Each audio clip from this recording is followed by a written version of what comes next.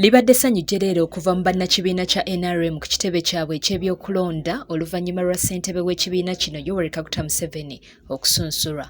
Pulezidenti Museveni atuuse ku kitebe ky'ekibiina ekya Ddondo ku ssaawa 4 ez'okumakya ng'abadde awerekeddwako mukyala we Janet Kataha Museveni, omuwandiisi ow'ekyama Dr. Kenneth Omona n'abalala bangi.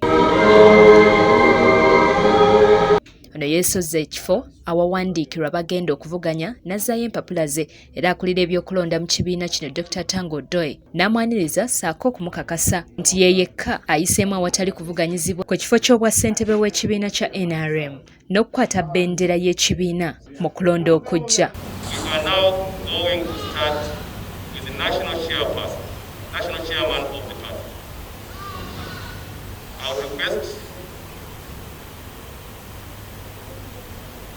As the following gets ready, the forms will be brought.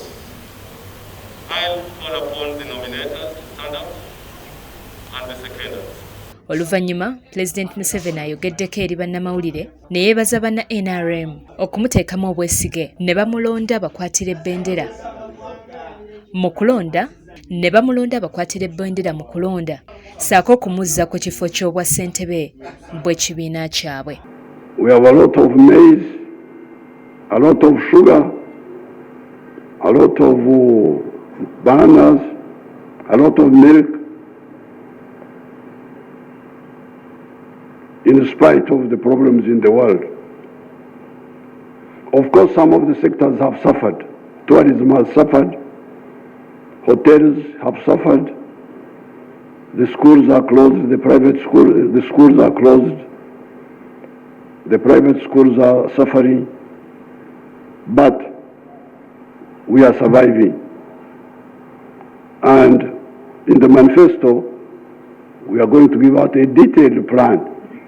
Mu balala abasunsuddwa kuliko Sanjetana nga yeegwanyiza ekya ssentebe wa NRM mu buvanjuba n'abalala. Nafunayo omuntu mulala fenge eki secretariat ogwaffe kulaba nti tumutwala mu Central Executive Committee era agenda ne mu National Executive Council ne National Conference ekomekereze naye nga as far as mobilization is concerned okunga abantu twatandika dda nga tuwandiisa ba members baffe mu mwezi ogwokusatu nga twewaayo ne tugamba nti President Yoweri Museveni bwe twagala abeere chairman waffe wa national era abeere candidate waffe ku NRM wa national ku president.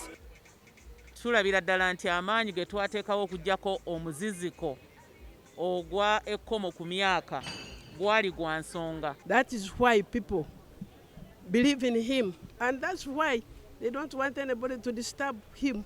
Just go and oppose it because of the good things that he has done, the good developments, the projects in Uganda.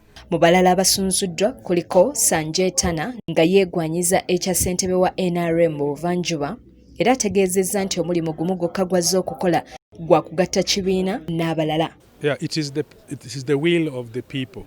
So the people have called me because they see progress, and when there is a progress, they demand you to come back into office. Nokwata aro kintu kyona ekirikwata ha muntu wa bulijo ndio mushomesa utuyona ashomesa beji senior primary university abona kabashomesa ekiri kumanyisa ngu ninyanguhirwa kubasa kushomesa kurungi abantu banja mukwenda kujwekiro mu ishenjero okubashomesa enteekateeka ezakubasa kuba. Ate ku bifo by'ababaka ba Parliament okugyayo foomu kukyagenda mu maaso era minisita w'ebyobulamu Jane Ruth Acheng yomi kubakimya empapula.